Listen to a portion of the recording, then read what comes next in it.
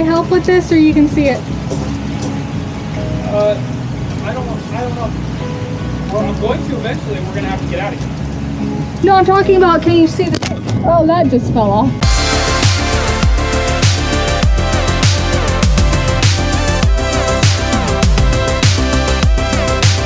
Hey guys, this is Reno with Garcia's on Wheels, and today I'd like to try something a little bit different.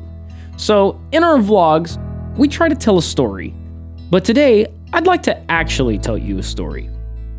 So, we were invited on a 3-day RV trip, and this was the very last trip that we took, and it wasn't looking like we were going to get to go because I had to work on that Friday.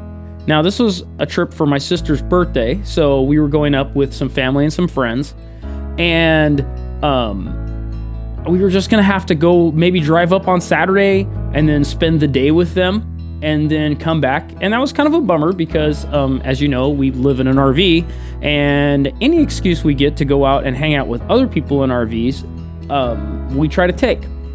So at the very last minute, Friday opens up for me. Now, we are going to be able to go, and this is Monday. So I booked the spot that I can find. There is one spot in this RV place that we can fit in because we have a 42-foot fifth wheel, so we can't just take any spot.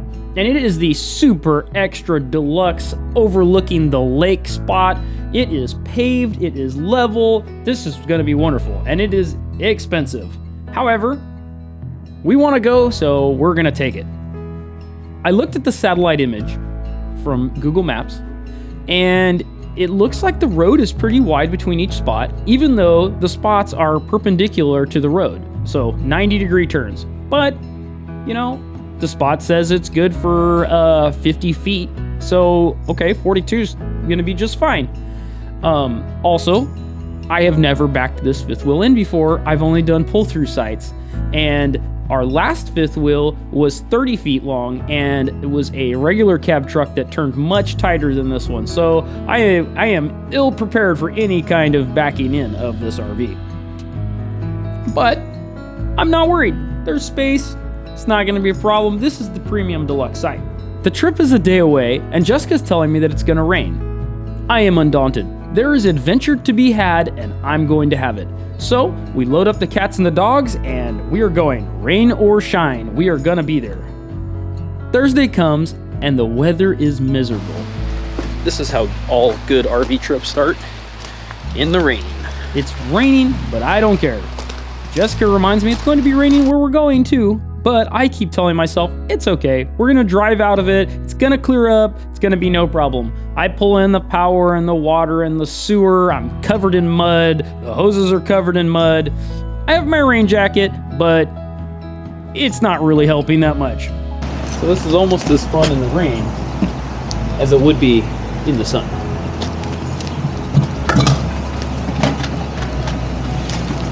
It's practically like the same thing, except for wet. So we get the cats in the carrier, we get the dog in the truck, we bring in the slides, and we hitch up the truck. The drive is uneventful despite the rain. There's traffic because of it, but we go straight there. It does take about a half an hour longer than we had expected. Our friends Tim and Beth are already up there waiting for us, so we don't go to dinner, we just drive straight there, and we figure we'll get settled, and then we'll get something to eat later. Tucker babies. Oh, are you not really a travel doggy? When we get to the campground, Tim is waiting for us at the front. I cannot believe how big this place is. There's like 350 spots. I have never been to anywhere like this. We always go to the smallest, cheapest place. We don't care if it's level. We don't care if it's paved. We're just trying to get somewhere where we can get stopped because it's not usually about the RV park for us. It's about the adventure. So Tucker sees Tim, and he just loses his mind. He is trying to jump out the window to get to him. I don't know what his problem is, but he is not okay with Tim being there. I can barely even roll down my window to talk to Tim. We get to the spot, and it's really tight. Not only is it that 90-degree turn to get into the spot, but people have parked their cars and trucks into the roadway. So it is just miserable on all ways around. Plus, it's raining and it's about to get dark. So Tim is out there under his umbrella. Jessica's grabbed my rain jacket and she's called me on the phone. And they're trying to help me back in. But at the same time as this, Tucker is just barking his brains out because Tim is somewhere visible. Fortunately, the neighbor offers to move his car, and I'm grateful. Even with it gone, though, I have no idea how this 42-foot fifth wheel is going in this hole. Now, Tim is a lot more confident, but for me, I am a mess. Tucker is barking out of his mind, the cats are crying, and I'm on the phone with Jessica trying to get into this spot, and it is just too much going on at once for me. And those of you who know me know, one thing at a time for Reno, that's all I can do. Got everybody watching you. It makes me nervous. That's fine. Okay, so then I just need to cut in harder. Is that what he's saying? Do you want him to cut in harder? The only way we got back into the spot is because Tim was there. I'd probably still be backing in right now if it wasn't for him. The trailer settled, and we get all our stuff hooked up, and then I go to back the truck in just to get it back out of the street. And fortunately, Tim was there because I just about put the fifth wheel hitch through my tailgate. But Tim happened to just yell, and I stopped, and fortunately, no damage was done. So we made it to the spot. I'm currently holding the dog on his prong collar because he does not like the people. You know, I love him. I feel bad. He was a homeless dog. He had a lot of issues and a lot of anxiety, and we feel like he doesn't like a lot of people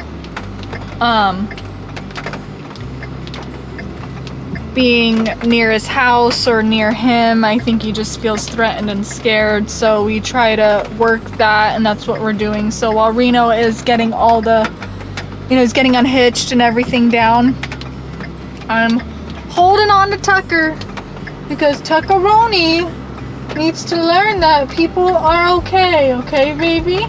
Yeah, I know. Finally, it's dinner time. Down the street is a very tasty Mexican food restaurant. And so we head to dinner and we are done for the day. So I was gonna film my food, but then I ate it. That's what it looks like. The next morning, Jessica and I have work online. So we're stuck in the fifth wheel until afternoon. By the time we get out, my parents have their spot all set up. My sister has her spot set up. And we head over with Tucker, and Tucker is happy to see everyone, and he even gets a back scratch from Tim, who he's been barking at for the last day, but all is well. Now, for dinner, it's our turn to cook. So, we're doing barbecued chicken. I asked my dad to help cook. So, Tucker is on his cable outside in front of the RV, Jessica's inside cooking, and my dad and I are standing at the barbecue. Tim comes up. And again, Tucker just loses his mind. He is trying to get Tim, and there is nothing gonna do him but to come after this guy. I have no idea what the deal is. Now, Tucker isn't an aggressive dog, but he's been abandoned and abused by his former owner, and then eventually confiscated by the city, and we adopted him from an animal shelter. So we have no idea what kind of stress he's been under or what kind of issues he's dealing with mentally. We just know that with certain people, he is just not happy with, and he will not let anyone in our fifth wheel or in whatever he perceives to be his property. And it's really strange because those same people he knows, and if we're away from the property, he's happy to visit them. He is the happiest loving dog until you get to his house, and then it doesn't matter who it is, you're not coming in. So we spend the evening sitting by our propane pit, under our canopy in the rain, talking, wishing for sunny weather and marshmallows. The next morning, it's time for us to pack up and get out of our spot. Now, we had a temporary spot that we could park in while we had a birthday lunch with my sister. So we pulled out of our spot and we park. The rain had finally stopped and the sun was out. I had been dreading pulling out this fifth wheel the whole time we've been there. I thought, as hard as it was to get in, now it's the proper weekend. It is Saturday. There is no way this thing is coming out of here. There are people everywhere. But the guy across the street from me had a fifth wheel, similar size, and he goes, "Hey, do you mind if I help you?" And I'm thinking, well, he got his fifth wheel in there. He can't possibly be worse than I am, so let's just give it a shot. So he goes, "All right, come forward, come forward, come forward, come forward, turn." I thought I was gonna hit this car. No, it was perfect. First time. It was the easiest thing I ever done in my life. I thought, wow, what have I been doing wrong my whole life? So I clear the vehicle with no problem, and I pull out of the spot in one shot. It's the easiest pullout I've ever done, and it was in the tightest spot. I got a big smile on my face from the relief and from not being that morning's entertainment while everyone sits in their lawn chairs and watches me struggle to get my RV out. Sometimes RVing sucks. It always comes with challenges, and it can be hard to face. You can't predict the weather. The spots can be too tight sometimes, and you never know what it's going to be like until it's over. Sometimes it can be awesome. You can see some places you've never been to, somewhere beautiful or epic. We've only been to a few places, but I've already been blown away by the majesty of Yosemite and the awesome power it must have taken to blow apart Mount Lassen. Sometimes learning something new from a fellow RV'er can change your entire outlook and give you some confidence that maybe you can back in that enormous rig, and maybe you don't have to trade it for a 12-foot Class C after all. The moral of the story is RVing has ups and downs, and that's okay. Don't let it get you down. Take a break and try again. Find the good in every situation, even if you chalk it up to a learning experience. There's another RV YouTuber that I follow that says, "Mind the dip." And it's that same idea. Take a break, get some ice cream, try it again later. And it was nice to sit with everyone and hang out.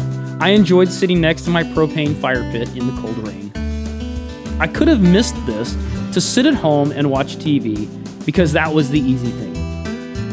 I may never feel the need to go back to a 350 spot RV resort built for tiny RVs in the 70s. But I learned a lot and was able to spend the time with people I care about.